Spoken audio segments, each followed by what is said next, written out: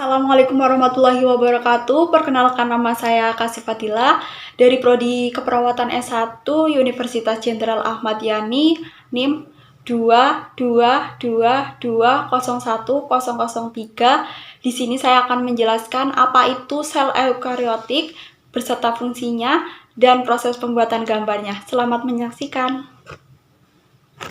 Untuk langkah yang pertama yaitu kita siapkan alat dan bahannya terlebih dahulu. Jika sudah, langsung saja kita mulai proses pembuatan gambar dari sel eukariotik. Bersamaan dengan proses pembuatan gambar sel eukariotik, di sini saya akan menjelaskan apa itu sel. Sel merupakan unit organisasi terkecil yang menjadi dasar kehidupan dalam arti biologis.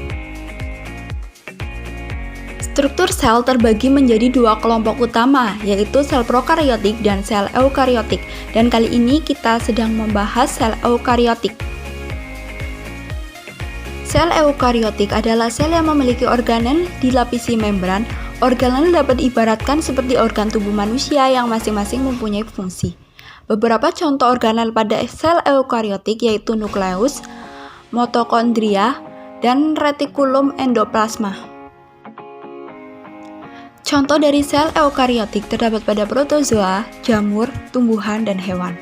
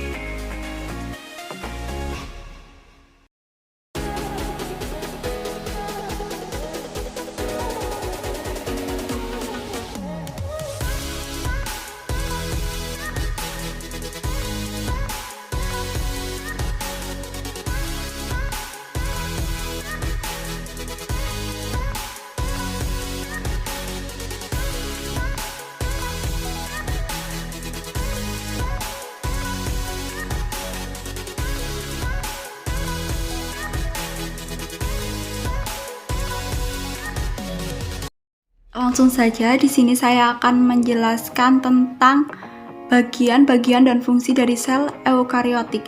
Yang pertama, di sini ada membran inti yang berfungsi untuk melindungi materi genetik agar tidak tercampur dengan sitoplasma dan organel lainnya, dan sebagai pertukaran zat antara nukleus dan sitoplasma. Selanjutnya di sini ada aparatur Golgi yang berfungsi untuk melepaskan sekresi pada permukaan sel, membentuk mikrosom serta akrosom, membentuk kantung vesikula untuk sekresi, dan membantu proses pembentukan dinding sel pada tumbuhan. Selanjutnya di sini ada sentriol yang berfungsi sebagai proses dari pembelahan sel dalam membentuk spidel dan berperan membentuk silia dan flagella. Di sini ada lisosom yang berfungsi sebagai sistem pencernaan sel. Selain itu, lisosom juga mengandung enzim hidrolik untuk membuang mitokondria yang rusak. Di sini selanjutnya ada sitoplasma yang berfungsi sebagai tempat penyimpanan bahan kimia sel yang penting bagi metabolisme sel seperti enzim-enzim, ion, gula, lemak, dan protein.